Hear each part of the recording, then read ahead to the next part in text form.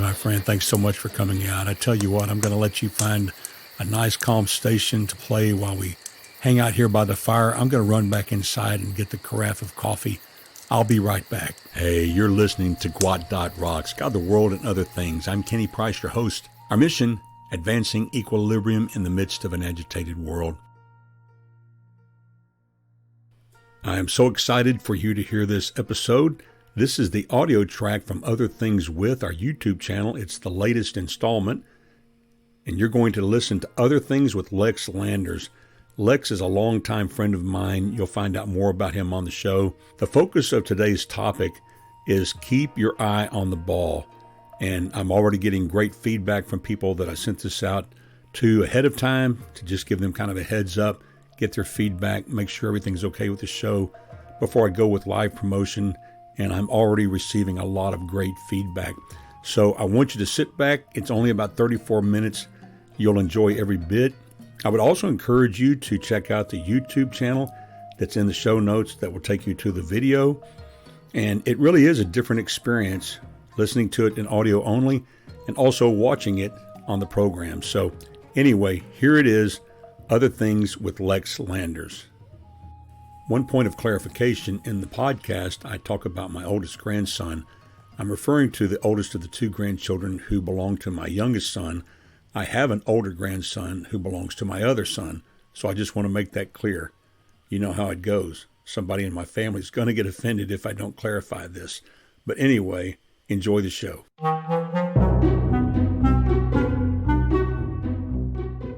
Thank you so much for joining Other Things With, and today's special guest, our guest is Lex Landers. So you're watching Other Things with Lex Landers. How are you doing, my friend? Doing great, Kenny. Thanks for having me today. Really looking forward to the conversation. Well, let me give some clarification right up front. I've known Lex a long time, and I think a lot of Lex Landers. And in my opinion, and we're not selling anything, Lex is fully gainfully employed, has a great job. We're going to talk about that in just a moment. But Lex really is a corporate guru. And above that, he's a deep level thinker. And so I'm excited to talk to Lex about something that God has placed on my heart, a phrase that's been going over and over in my mind. And we'll talk about that in just a minute. But Lex presently is the Vice President for Talent and Organizational Development with Lucid Hearing. And Lex, I want you to tell our audience a little bit about Lucid, because the first thing I think about is hearing aids, which y'all do that in spades, but it's really a whole lot more than that. And it's pretty exciting. So if you could just kind of give our audience an understanding of what you're doing presently in your corporate position. Yeah, I would love to. We like to say around here at Lucid that, we're not just a hearing aid company, that our mission is to help people hear better, but we're a company that can take care of your hearing health care and needs from the very first sound that you hear as an infant to all the moments that matter in between. So not just hearing enhancement through hearing aids, but also hearing protection. We're very active in the music industry with in-ear monitors. Some of the biggest acts in the world use our products. I'm not sure if I should name them by name or not, but I go down to our lab at least once a week just to see what type of products they're working on for these world-renowned acts, and it's really, really cool to see. Yeah, and I thought it was interesting because I have grandkids, and we go to outdoor events and concert events, and on a lot of people's minds are the protection of their children and their grandchildren's hearing. And so Lex's company makes, I guess we call them earplugs, or what would you say they are? Yeah, there's a multitude of different ways to protect your hearing. There's the more traditional, plugs, a little bit more fancy than just the foam in the ears that you would buy at Home Depot or a big box retailer. But also what we call the hear muffs is what we specialize in for children that go to concerts or even, like I say, a NASCAR event or a very loud sporting event, all the way to the custom hearing, which it does some of the coolest things. Not to get too technical, but any sound above 25 decibels, potentially causes permanent hearing loss, and that stuff you never get back. It doesn't get better, and you've experienced it. I'm sure many of you have. If you go to a concert and for 3 days your ears are ringing, it seems like it goes away and gets better, but you have suffered permanent hearing loss. And so we've got products that will limit the sound of what gets into your ear to that 25 decibel level, cut it off so that you can still hear clearly, but it doesn't reach a level that actually damages your hearing. Well, and what we'll do, just as a service to our listeners, is definitely in Lex bio that we put here in the show notes, that we'll put a link to his company so that you can get a better understanding. Lex was sharing with me some of the groups that have their in-ear monitors being built right now for world tours they're getting ready to launch, and it's pretty cool. So that'd be interesting to be there on the days that they come in, because they actually do they get custom fitted there at your company? Is that correct? Many times they will come in. Sometimes wherever they are locally, sometimes it'll be, somewhere in the UK, and they'll go to a licensed audiologist, have an impression made of their, ear canal, ship that to us, and then we'll make a custom hearing product or an in-ear monitor based on that impression. Yeah, that's awesome. But anyway, the reason why I have Lex on my mind is because Lex, his personal background, big sports enthusiast. You played college ball, is that correct, Lex? Yes, that's correct. Yeah, college baseball. And he is a walking encyclopedia of sports knowledge, which is not really a part of the show today, but it's just in him. And on top of being a personal athlete, college athlete, he also coaches Little League for his children, and still in the middle of doing all that. But something that has been going over and over in my head is my father's voice, who is with the Lord now, but hearing my father say, "Kenny, keep your eye on the ball." And I'm not going crazy, but I keep hearing my father say, "Kenny, keep your eye on the ball." And it's in context as, as a Christian, I pray to God and he speaks to my spirit, but it's in the context of all the terrible things that are happening. And I want to say, we're recording this on the beginning week of the response of Israel to the terrorist attacks. And so I do it with full understanding of the sensitivity of the nature of where we are.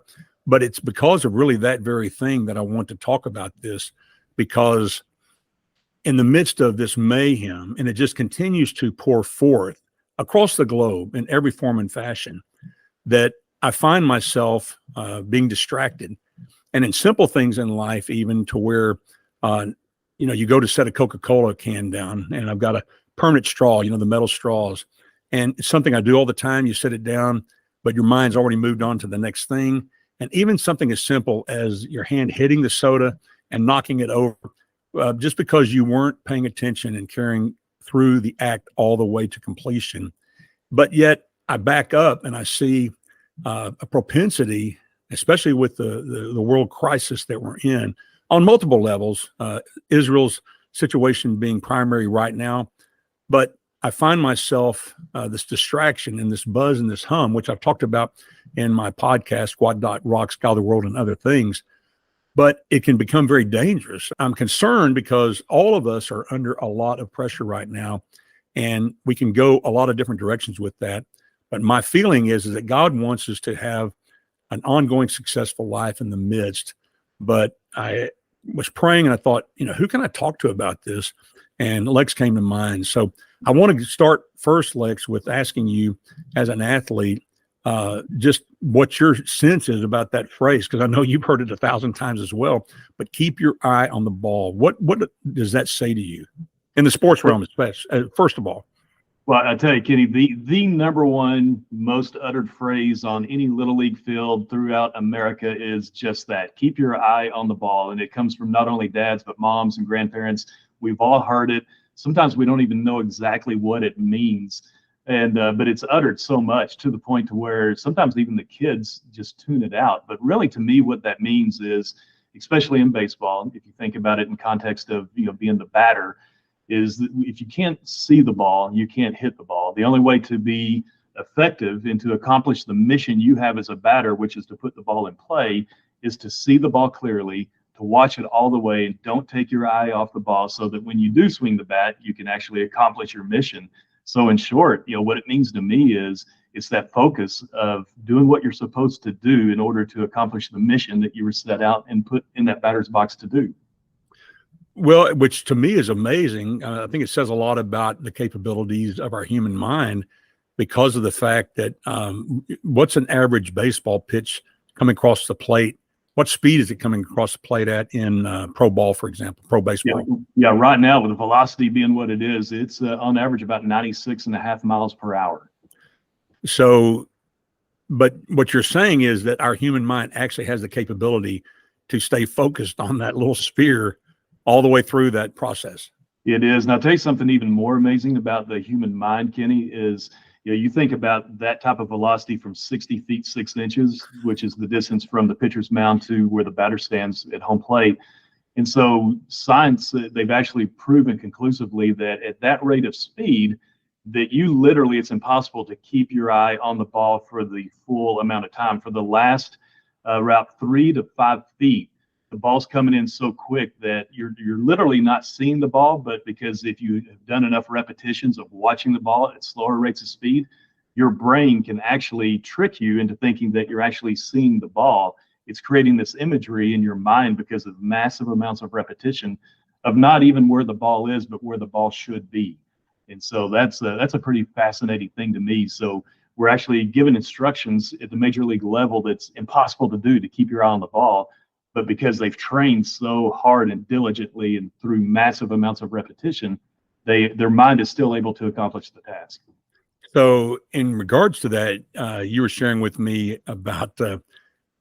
What is the common speech you hear in the course of a practice session with your little league teams? And I thought it was applicable to what we're talking about as far as what are the focuses that you have on any given evening in practice.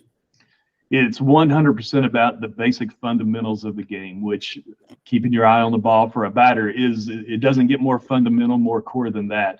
The kids, and for context, Little League is a wide variety of ages from 4 to 16. I focus more on what they call the traditional magical season for a Little League player, and that's their 12-year-old season. That's what you see on ESPN for the Little League World Series.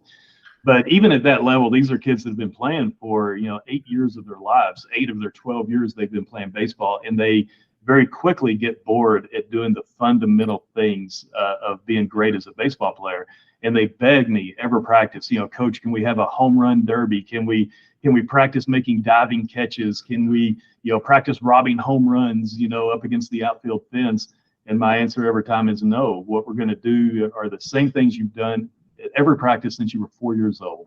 We're going to practice ground balls. We're going to practice our footwork. We're going to practice keeping our eye on the ball as a batter so that we can be in a position to do great things. I'll share a story with you, Kenny, and I'm kind of kicking myself for not following up with this, but last week we had some rain here in the Dallas-Fort Worth area. And so at lunchtime, I went to our baseball field facility to try to figure out if we're going to be able to even play that day. And so I pull into the parking lot. It's a big parking lot. I'm the only car in the parking lot except for one other car. And it's way in the back corner of the parking lot. And there's a guy outside of his car standing there playing the trombone. And which is kind of odd to think, there's some grown man just in the middle of the day playing the trombone. But it's not just that made it odd, is he's playing the scales, just da da da da da da da over and over and over. So I go and walk and do my thing. And, about 15, 20 minutes later, I'm walking back to my car and I still hear he hasn't stopped playing those scales over and over and over. And I thought, there's got to be a story here. People don't just do that. And I wish I, in hindsight, had gone over to him and asked him, what are you doing? Why is this so important? But I bet had I asked him, why are you here? What, do you enjoy playing these scales? He probably would have said, no, I probably don't enjoy it. But for me to play the music that I do love playing, I have to be great at the basics.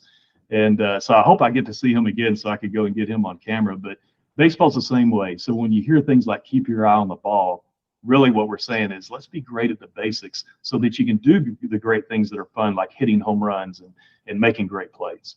Now, to apply that in real life, other than sports, you are and I testify to this, folks, because I've known Lex a long time. I've seen the work of his hands in the corporate world, and he has a gift that's beyond what a lot of people possess, especially in the area of training, equipping, teaching. And so I'm curious, how do you see this playing out? Not like this role for you at Lucid is a relatively new position, is it not? How long have you been with Lucid?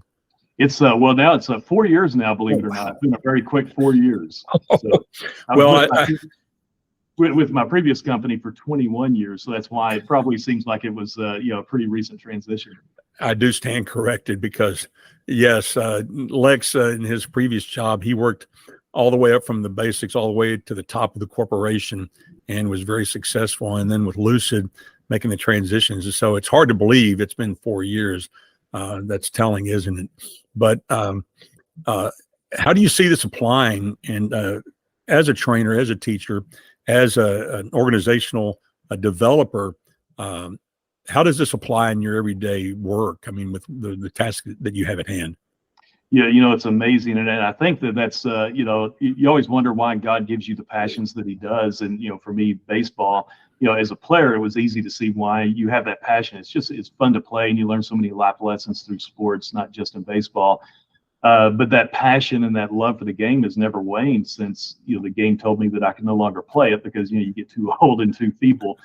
But it's amazing the connection between the sports world and the business world. And my team laughs at me all the time because anytime I start going into story mode, which I'm often doing, they always laugh, and they kind of set the over and under of how many baseball analogies am I going to give during this little session. And I've learned to accept that they make fun of me, and that's okay. But the reason I do that is it's just amazing how teaching baseball to 12-year-olds is so similar to teaching whatever it is you're training in the corporate world. And I think where the similarities where they are in relation to those basic fundamental things is you never, or you should never stop trying to be great at the basics and fundamentals of whatever it is you're doing. For us, fitting hearing aids and dispensing hearing aids, it's a life-changing thing. It's something that literally I've seen it with my own eyes. People whose lives have been transformed because now they're hearing for the first time clearly, or maybe for the first time in a long time, and it's very emotional to them, and it gets very emotional for us as well. It's such a rewarding career field. But just like with those 12-year-old baseball players, people always ask, can you build training to show us, these advanced closing techniques, these advanced testing techniques, these next level things so that we can help more people hear better? And we just laugh and say, no, we're not going to do that. It's just the basic fundamental things that we're going to practice every single day to be great at. And if you're great at those, then you're going to be able to accomplish your mission of helping more people hear better, changing more lives. It's just remarkable how similar it is to keeping your eye on the ball. In the business world, keeping your eye on the ball is simply about what is the mission of your company and how are you going to live that out every single day. And that's what keeping your eye on the ball in the corporate world is. Don't lose sight of why you're even here, and that's helping people. What kind of challenges do you face in trying to drive that simple, I call it simple, complex message home?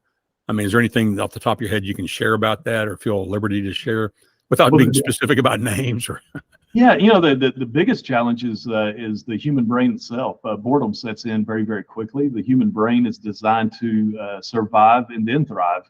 And once it gets to that survival point, some people talk about Maslow's hierarchy of needs. And once those basic core fundamental needs are met, the brain and the mind always goes to what's next, as far as meeting those needs. And so it's kind of the same thing. Boredom sets in. People get tired of practicing or doing the same things over and over. And that's why you always see, 300 new business books every year about, the new style of leadership or the new normal or the new paradigm, the new this, the new that. Scripture even says, basically that there's nothing new under the sun. I believe that. I believe that's in Ecclesiastes. And it's like the more things change, the more that they stay the same. And those core basic fundamental practices of personal accountability, of having a heart-centered type of leadership style. While they do go out of style, they really don't, because all these new books really are just pointing to the old. But really the challenge is just keeping people from being bored with the basics and keeping people focused. That's the daily challenge.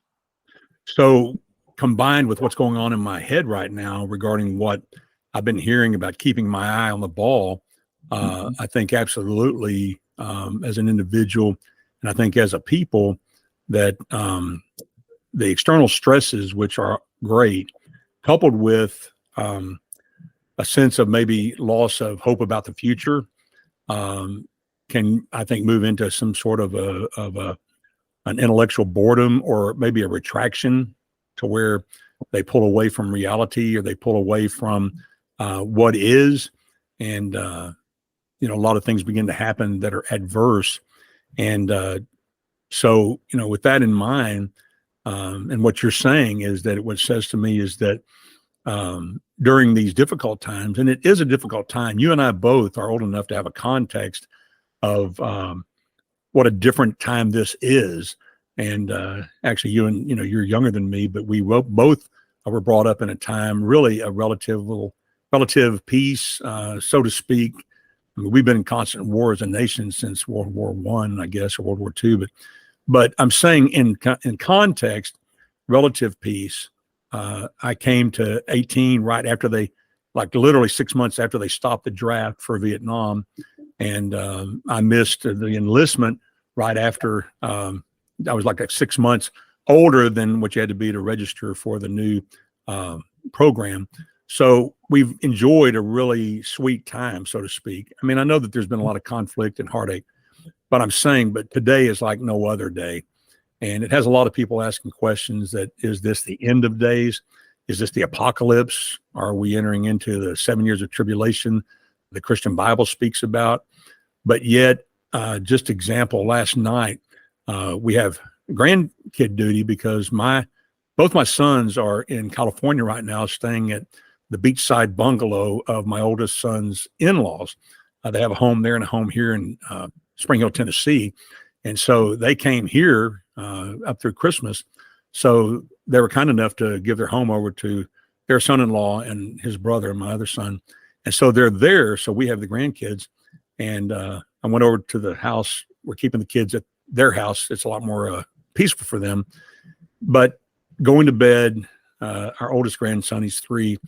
He gave me the book to read on dinosaurs, and sitting there with him, and just in that moment, and to see his face, and he put his hand in mine, and every time he knew all the dinosaur names, which is amazing, calling them out. But I give him the high five. Well, then at one point, his high five hit my hands, and it kind of actually went into my fingers, and it made me stop for just a minute and look at him. And I was moved because thinking, I want a future for this kid, this sweet little boy. And he's such a helpful child. It's amazing how caring he is. And so, you got that going on in your head to where we have these things around us that appear to be able to threaten perhaps our future. And yet what I know in myself, I can't live with a sense of lack of optimism about the future. And so, with what you're talking about, the focus on the fundamentals, that it's saying to me, as hard as it is right now to keep my eye on the ball, which is doing the basics, being the husband I should be, the father I should be, the grandfather I should be, that it's hard. I mean, it's challenging, but it's imperative. I mean, what's your take on that, Lex? I mean, your children, if you don't mind me sharing, because you have a good spectrum. I first met Lex, and he had 2 beautiful little girls, and since then he has 2 additional children. Right? So give me the context for you as a father, and you have 4 children, and the oldest ones are in their 30s now. Is she 30? Yeah, Lee, the oldest is 30. Number 2 is 28, and then number 3 is about to turn 21, and then our youngest is a senior this year, about to turn 18. So in the context of what we're talking about keeping our eye on the ball, and as you, I think, really done a good job of drawing the comparison that baseball really, and I think that's one reason why baseball is America's, number one sport. I guess some would argue that football is, but still baseball was invented here. And, but the reason why is because it does have a lot of application to life. But so extrapolating all of this down into your own life, to where you have children right at my age, and then younger, to right at 17, 18. How does this fit into your world? I mean, as far as what you're doing moving forward, with all the pressure that's happening. Yeah, and I think I think it really brings up a great point, Kenny, is what ball do you focus on if there's 3 or 4 balls being thrown at you? And that's kind of life today, right? So when you say keep your eye on the ball, a lot of times people are thinking, metaphorically or even literally, which ball? Where are the priorities? Because if I take my eye off of one of them, am I going to get hit with the other 3 that just got thrown at me? So that's really the challenge in today's world, whether it be as a parent or as a vice president of a department or a baseball coach. So I think that as a father or a leader within an organization, it's helping people prioritize what those things are. Of course, we know that as a father, there is no greater calling and duty as a father is to lead your children to Christ. So that's really where it all starts, is where do I prioritize my time? And when someone says, which ball should I focus on and keep my eye on, it's identifying the ones that lead them to Christ or keep them centered within that relationship with Christ. Because I tell you, in the world today, I mean, it's anyone listening to this, it's not going to be a surprise to them when I say that there's a lot of baseballs being thrown at us right now.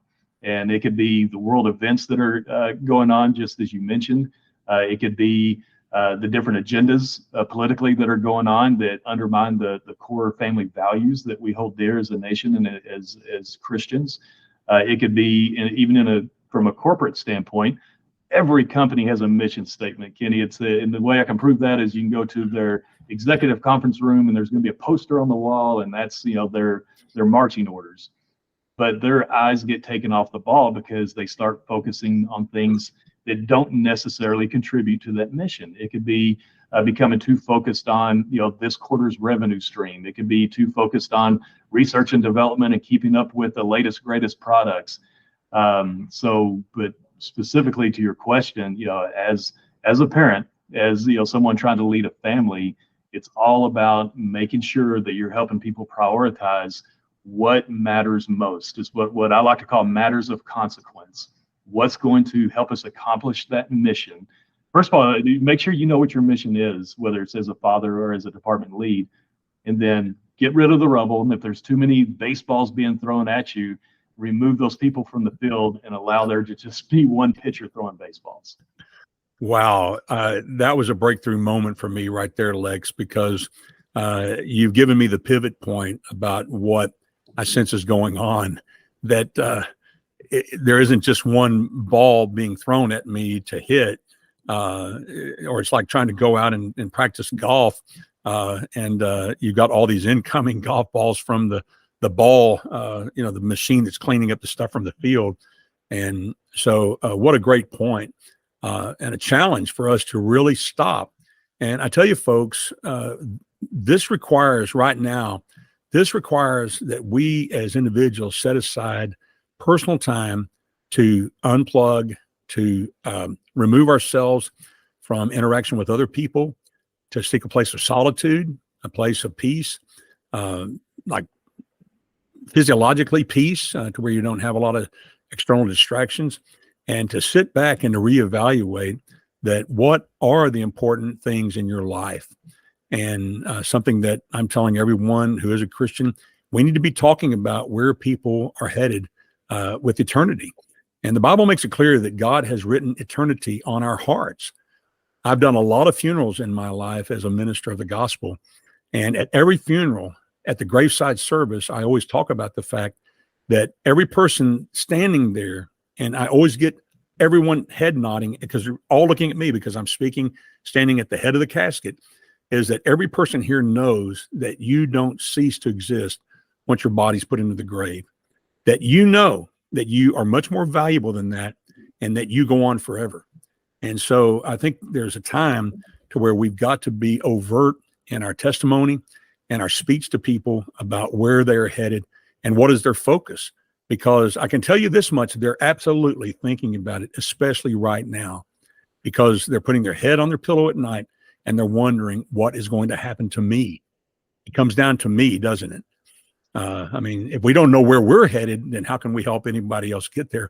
One of my favorite baseball caps that I saw in one of these gift shops in Arkansas, which would, kind of stand to reason, but is that which way did they go? How many of them were there? I must find them. I'm their leader. And so we can't lead people where we don't even know where we're going. And so I think that's excellent. But also, as you said, Lex, to take time and probably take out a sheet of paper and to write down what are all of the baseballs being thrown at me right now that I'm expected to hit.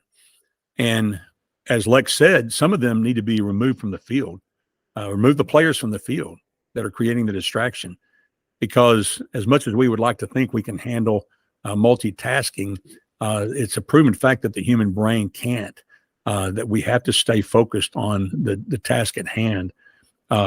So I encourage you, those of you who are watching this program, to take some time to reevaluate your life and what are you giving attention to. And we know that these are tough times, but at the same time, as I share with people that are asking me, do you think this is the end of days? That here's the point. In the sense of how we live today, it's irrelevant whether this is the end of days or not, because we are human beings. God has placed each of us here with giftedness and a purpose for being, and he expects for us to carry that out. And so sometimes it's just, the song, one foot in front of the other, soon you'll be walking out the door. That at times, and really based on what Lex is sharing with us, that it never really goes beyond that, in the sense of how do we move forward in life, is to keep our eye on the ball, keep our eyes focused on the path. The Bible says, it just comes to mind that, your word is a lamp unto my feet and a light unto my path. So, in anything else that you want to share, Lex, that God is saying to you? And folks, I want to point something out, as I just say, as God shared to you. This program, not every person that we host on here is going to be someone who is a professing Christian. Okay. My overarching mission of this YouTube channel, Other Things With, is a video program that encourages and inspires. And I think that every human being has something in their life that can be that for us, that we can glean from them, a message of hope to do things and to advance forward, to keep being human, to keep being successful, to keep being diligent in what we have been put on the planet to do. But at the same time, I want to point out that there are a lot of people like Lex Landers who are very successful in the corporate world, and he's very overt about his faith, and he's been that as long as I've known him. So that's why I say that is we need to remember that there are a lot of people out there who believe. And so, Lex, anything in closing that you want to share as we kind of tie all this up? I'll let you take the last word. Thanks, Kenny. Yeah, it's amazing that you mentioned that bit of scripture about a lamp unto the feet and a light unto the path. That's exactly what I was thinking about. Is if only there were this blueprint or this map, to help us focus. And the great news is there is. I think about as a kid going to Six Flags. I live close to Six Flags, and then taking my kids. Anytime you were trying to find a ride, you'd go up to the map that was posted. The first thing you look for is that little mark that says you are here. So that's a great starting place, is just take inventory. Where am I right now? And that's going to help you get to where you want to be. And of course, as we know, scripture is a great blueprint and a roadmap to help us get there. So I would say this as a word of encouragement in closing, Kenny, is that, I practice probably more than most Little League coaches do, and I try to make it fun. It's not about winning. It's about life lessons and, the development of the players, both as baseball players, but also as young men and women, is that, failure is going to come. And you could have the best advice in the world, keep your eye on the ball, yet they keep swinging and missing and striking out and not having the success, and discouragement settles in very quickly to the point of people just wanting to give up. And so my message to my little league baseball players is that striking out is not failure at all. What it is it's learning. As long as what you learned from it, you can glean from it, and you can get a different result next time. Always encourage my players to think, when success doesn't come, what can I do differently? What can I do to have a different result next time? And so that's my encouragement to anyone listening to this as well. Failure is going to come, but don't look at it as failure. You didn't fail, you learned. And take it to God, allow him to do with it what he will. And what you're going to find is that the growth, the biggest amount of growth that you have, whether it's in your baseball career, whether it's in your professional life or with your walk with God. It's those struggles and times that seem like failure where there's the most growth that takes place. So stay encouraged, keep your eye on the ball, and when there's too many baseballs coming at you, find a way to get those baseballs out of the picture. All right. Well, with that, my friend, we bid you peace.